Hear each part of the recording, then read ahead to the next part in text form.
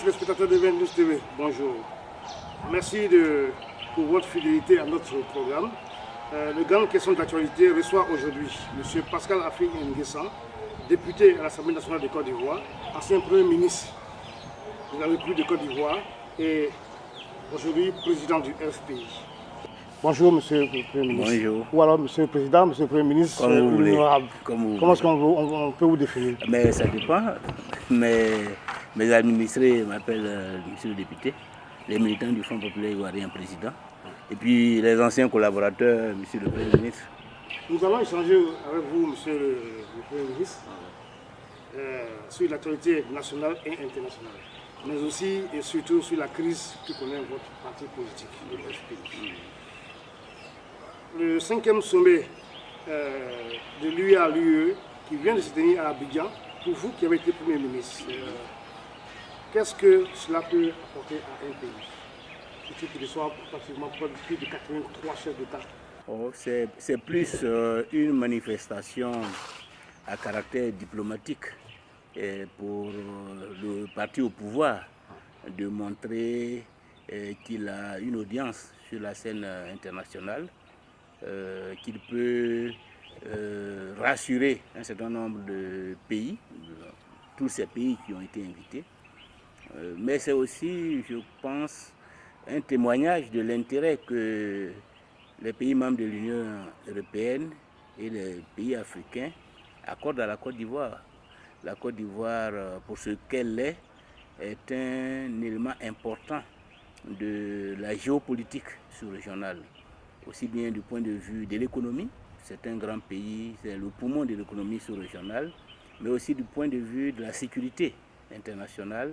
C'est un pôle à partir duquel l'ensemble de la sous-région peut organiser sa sécurité. Et donc, pour ces raisons-là, je crois que la communauté internationale a souhaité tenir ce sommet, qui est le 3e sommet en Afrique, tenir ce sommet ici. C'est le premier sommet organisé vraiment sur voilà, en Afrique de l'Ouest, le premier sommet en Afrique de l'Ouest. C'est un honneur que nous ressentons, mais qui n'exclut pas tous les problèmes que nous connaissons en Côte d'Ivoire et que les pays qui sont venus connaissent aussi.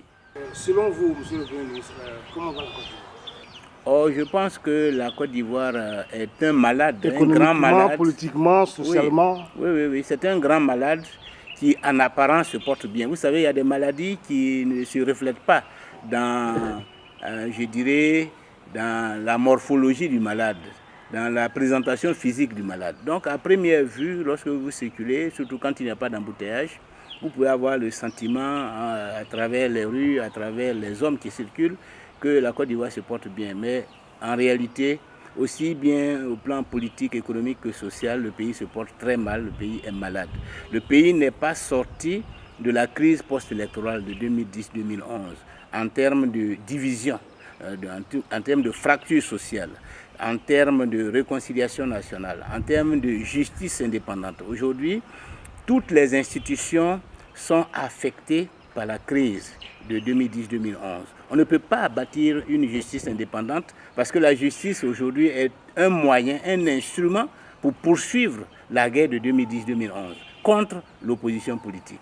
L'administration, c'est la même chose. Elle est caporalisée et au service de ceux qui ont gagné la guerre de 2010-2011 au détriment de tous leurs adversaires politiques de cette époque, à telle enseigne que l'administration n'apparaît plus comme une administration neutre, impartiale, au service de tous les Ivoiriens, où tous les fils de ce pays peuvent avoir leur place en fonction de leurs compétences. C'est une administration caporalisée, tribalisée, où c'est le népotisme qui prévaut, la corruption généralisée.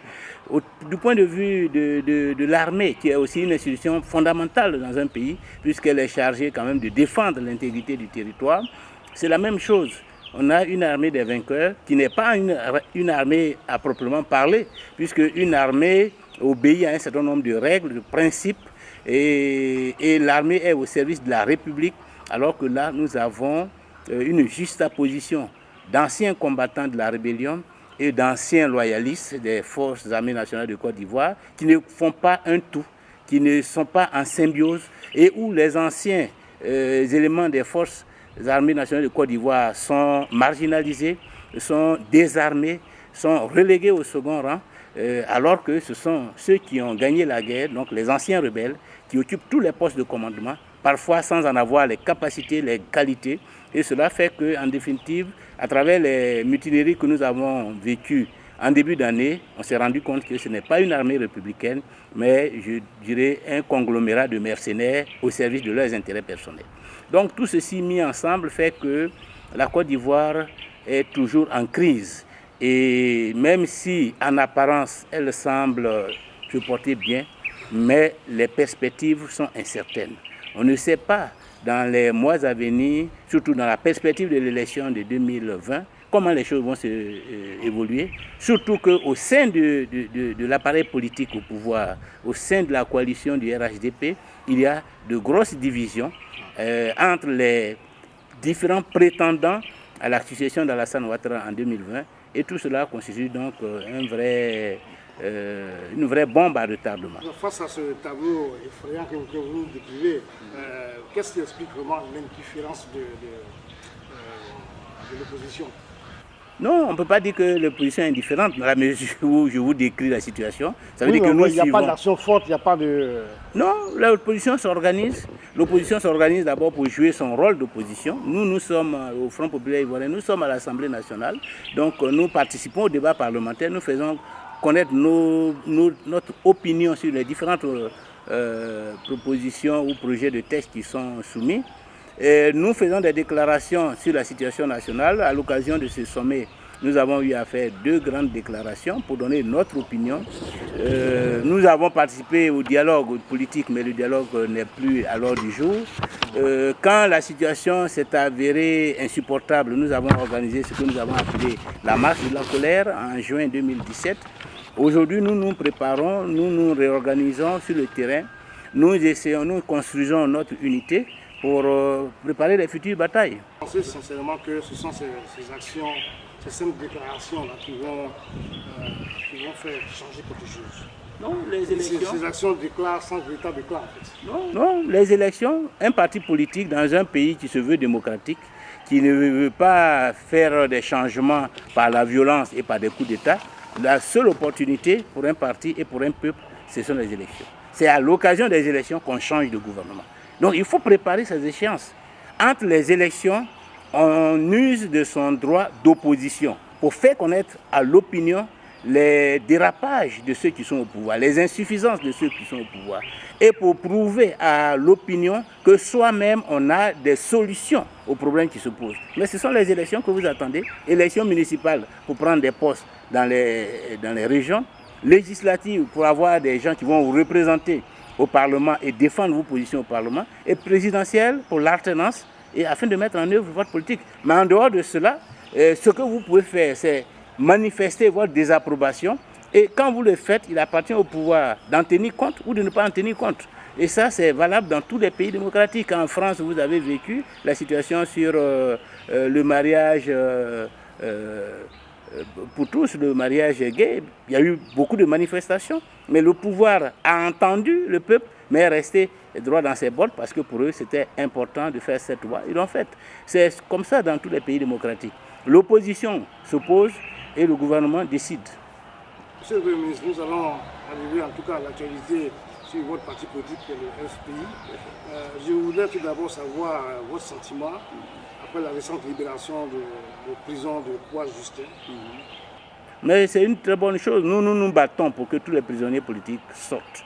À la faveur du dialogue politique, nous avons réussi à faire sortir un certain nombre de prisonniers. Plus de 200 à 300 prisonniers sont sortis grâce au dialogue. Depuis, les choses sont bloquées. Mais si, après avoir purgé leur peine, certains prisonniers retrouvent la liberté, nous ne pouvons que nous en réjouir. Parce que nous sommes d'abord un parti qui se bat pour la liberté. Et quel que soit le statut, quelle que soit l'identité, quelle que soit l'appartenance ethnique, religieuse ou politique de la personne qui est concernée. Donc nous nous réjouissons de tous ceux qui sont en prison pour des raisons politiques et qui retrouvent la liberté. Il est parti en prison par rapport à une action mise en justice par vous. Moi? Oui. À quelle occasion? C'est vous qui avez saisi la justice par rapport au congrès de Mama. Je n'ai pas saisi. Vous êtes mal informé en tant que journaliste. Je n'ai jamais saisi une justice. Je ne me suis pas du tout occupé du congrès de Mama. Le congrès de Mama ne m'intéresse pas. Pourquoi je vais saisir la justice? Je n'ai même pas fait une simple déclaration sur le congrès de Mama. À plus forte raison, saisir la justice. Donc vous êtes très mal informés et c'est comme ça que vous propagez de fausses nouvelles à travers les réseaux sociaux, faisant croire que Afi N'Guessan est impliqué dans telle ou telle arrestation. Je n'ai rien à voir avec les différentes arrestations qui ont eu lieu. Moi, je mène ma politique selon ma vision, selon ma logique. Et puis, le reste ne m'intéresse pas. Chacun, nous sommes dans un pays de liberté. Chacun est libre d'adhérer au parti qu'il veut et de mettre en application la stratégie qu'il considère comme pertinente pour atteindre un objectif politique. Ce n'est pas... Et ça, à partir du moment où chacun exerce sa liberté, je n'ai aucun droit et je n'ai aucun intérêt à me dresser contre quelqu'un. Donc, je n'ai pas du tout, à aucun moment, je n'ai engagé une action vis-à-vis de qui que ce soit par rapport à vos arrestations qui ont eu lieu, qu'il s'agit de celles de M. Kwa Justin, de M. Oulaye Hubert, de M. Assou Adou et de tous les autres. Je n'ai engagé aucune action. Mais évidemment, ils font la propagande comme si j'étais concerné parce que, évidemment, ils cherchent toujours un bouc émissaire. Et pour eux, c'est encore facile d'incriminer Afi pour servir leur cause politique. Sinon, eux-mêmes savent pourquoi ils sont en prison et ils savent que je n'ai rien à voir avec cette affaire et personne ne peut sortir ni une déclaration, ni un courrier m'impliquant dans cette affaire. Où en êtes-vous avec l'histoire du logo de... Moi, je n'ai pas de problème avec ça. Il y a des gens, il y a des militants qui posent des problèmes de logo, mais le logo, ce n'est pas ma propriété privée. Le logo, c'est la propriété du Front populaire ivoirien et moi, je suis militant de ce parti. Et donc, s'il y a des récriminations, c'est contre le FPI, mais le FPI se défendra si quelqu'un fait croire qu'il est détenteur de ce logo et engage une procédure judiciaire, le FPI se défendra. On va revenir sur une question avec Laurent Gbagbo. En tout cas, il vous envoie des signaux forts pour une réconciliation au niveau du FPI. Qu'est-ce qui bloque entre vous et Sangaré? Ça, personnellement, je pense que la question peut être posée à Sangaré. Sinon, en ce qui me concerne, il n'y a aucun blocage, puisque je ne suis pas à la base de la position actuelle de nos camarades, de leur retrait, de tout ce qu'ils ont pu faire. Au contraire, nous déplorons cela. Nous les appelons à nous rejoindre pour que nous continuions la lutte. Le président Gbagbo vient de leur adresser des messages comme vous le dites. Je suppose qu'ils ont besoin d'un peu de temps, étant donné tout ce qui s'est dit depuis le déclenchement de cette crise, étant donné que certains ont été très loin. Il y a forcément une certaine inertie, un certain temps de latence qu'il faut observer. Donc, vous savez, la crise, elle survient facilement, c'est comme une maladie. La guérison peut prendre un peu de temps. Donc, nous espérons et nous pensons que l'unité va se faire, mais que les gens sont en route. En parlant d'unité, monsieur le Premier ministre, un de vos anciens camarades, Justin Koné Katina, qui est sorti de l'AE en visite à Laurent Gbagbo, a dit que Gbagbo demande qu'on fasse l'unité autour de Sangaré. Supposons que ce soit vrai. Que répondez-vous à non, ce n'est pas M. Laurent Gbagbo que je réponds. Ouais, que moi, ce n'est pas le message que j'ai reçu. Puisque nous recevons tous les messages du président Gbagbo. Ce que moi j'ai reçu, c'est que le président Gbagbo veut qu'on fasse l'unité autour des textes et des principes démocratiques. Et le président Gbagbo est en prison justement à cause des textes. À cause des textes. C'est parce qu'il a respecté les lois. Ne dit pas la vérité. Je pense que quelque part... Non, je crois que quelque part... Qui est dans le vrai dans cette affaire? Par rapport à... autour de Sangaré, Katina ne dit pas vrai. Parce que le président Gbagbo ne lui a pas dit ça. Si c'était le cas, il m'aurait dit la même chose. Et puis il nous a envoyé tous deux. Non, c'est pas... le président Gbagbo n'appelle personne en Côte d'Ivoire. C'est toujours par personne interposée, par des émissaires qui nous fait connaître sa position, son opinion sur telle ou telle situation.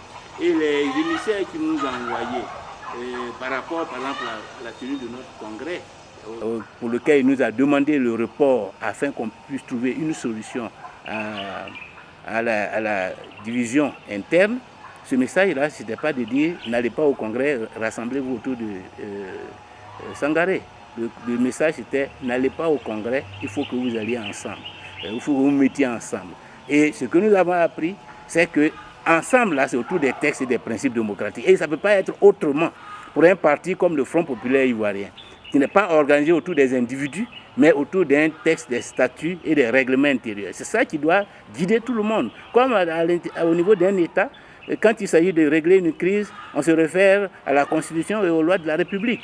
Même lorsque nous avons été confrontés à la rébellion de M. Soro Diom, qui prétendait avoir les 2 tiers du territoire national, ce n'est pas autour de lui qu'on a organisé la réconciliation. C'est autour des textes, des institutions de la République, donc autour du président Gbagbo, qui était chef de l'État, et autour de la Constitution ivoirienne, qui est au-dessus de toute autre considération. Donc c'est la même chose pour le Front populaire ivoirien.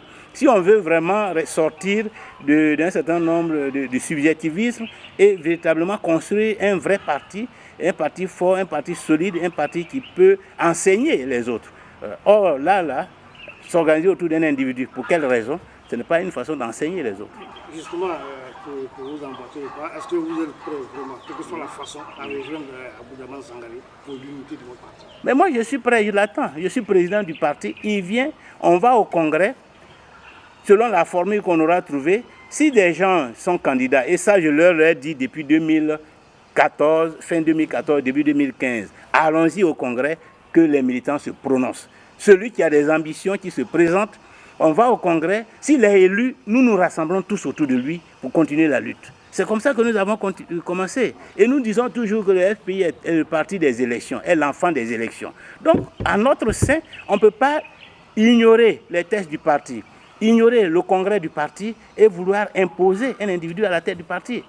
Pour que quelqu'un devienne président du parti, il faut un congrès. On va au congrès, on se met ensemble, on définit, si on veut, le format même du congrès, ça peut faire l'objet du débat. Qui va au congrès? Ça peut faire l'objet du débat. Une fois qu'on s'est entendu sur le format du congrès, on va. Celui qui veut être président, il se présente. Les militants votent. S'il est élu et qu'il apparaît comme celui qui rassemble la grande majorité des militants, nous nous rangeons tous. Et moi-même, peut-être le premier, autour de lui. Il n'y a pas d'autre voie. On imagine qu'en 2020, vous serez candidat. Je suppose que vous serez candidat en 2020. Est-ce que vous êtes prêt vraiment à affronter quelqu'un du FPI? À une élection. Mais s'il est candidat, c'est qu'il n'est pas du FPI. Parce que je ne vois pas un militant du FPI aller affronter le candidat du FPI. Celui qui est, s'il est ancien militant peut-être. C'est quand même que le FPI a fait tendance aujourd'hui. On peut dire qu'il y a un groupe de cadres qui sont effectivement en dissidence. Ça, je suis d'accord avec Sangaré et un certain nombre. Et ils ne sont pas exclus du parti.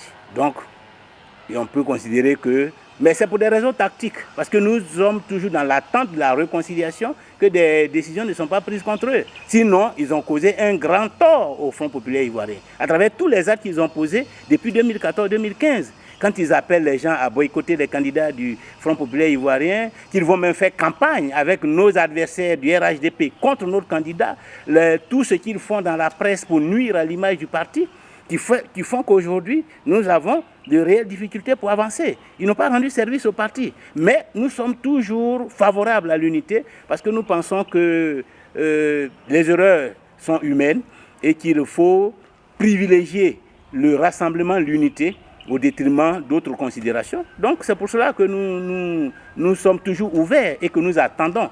Mais il faut connaître que l'attente ne sera pas éternelle. Il faudra bien, à un moment ou à un autre, se décider à avancer. Et si demain, certains se dressent contre nous aux élections présidentielles, ce sera leur droit, mais ce ne sera pas en tant que militant du Front populaire ivoirien.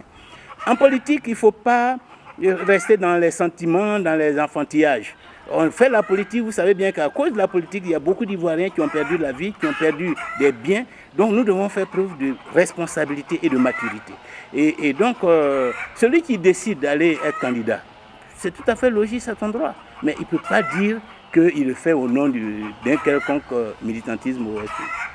En tout cas, merci beaucoup, monsieur, de nous avoir reçus ici. Merci. Dans votre ancien domicile, d'ailleurs. Voilà. Quel est le nombre que vous pouvez dire à nos téléspectateurs qui vous regardent aujourd'hui? Ancien domicile, je voudrais compléter. Oui. Ancien domicile que nos camarades frondeurs ont présenté comme ayant été réhabilité à grands frais par Ouattara, mais qui est encore inhabité. Et ça aussi, ça fait partie des réalités qu'il faut que les médias connaissent. de manière à informer objectivement vos téléspectateurs et toutes vos connaissances. Ceci dit, vous dire merci d'être venu. Dire encore une fois aux militants du FPI et aux sympathisants et à tous les amis à l'extérieur que le FPI traverse une situation difficile parce que nous sommes à un tournant de notre histoire. C'est une situation que tous les partis politiques, toutes les organisations humaines ont connue dans leur parcours. Le PDCI en Côte d'Ivoire en a fait l'expérience après le décès du président Houphouët-Boigny. Même la succession à la tête de l'État, ça n'a pas été facile pour le président Henri Konan Bédié. Et même par la suite, cette crise interne a débouché sur le départ du RDL et la naissance de plusieurs partis politiques et sur le coup d'État de 1999. Donc c'est la même chose au sein du FPI, la bataille pour le contrôle du parti. C'est cela qui est l'enjeu de tout ce que nous vivons ici. Il n'y a pas d'autres explications. Les gens veulent prendre la direction parce que c'est une nouvelle ère qui s'ouvre et chacun a des ambitions, chacun a une vision et chacun veut les réaliser, mais il faut le réaliser de façon démocratique. Il ne faut pas utiliser la médisance, la méchanceté, la diabolisation. C'est cela qui est condamnable. Sinon, les ambitions de diriger le FPI, à ce moment précis, moi je les considère comme légitimes. Tout le monde a le droit d'être président du Front populaire ivoirien. Mais il faut que cela se fasse selon les règles du Front populaire ivoirien. Mais ôte-toi pour que je m'installe, ce n'est pas la politique qui peut permettre à un parti comme le FPI de demeurer un grand parti politique et d'aspirer à la reconquête du pouvoir. Donc j'invite tous nos camarades à rejoindre l'unité du parti pour que nous allions à des élections à l'occasion d'un congrès et que le meilleur d'entre nous, choisi par le congrès, soit notre cheval de bataille pour l'élection de 2020. Merci beaucoup. Merci beaucoup. Merci.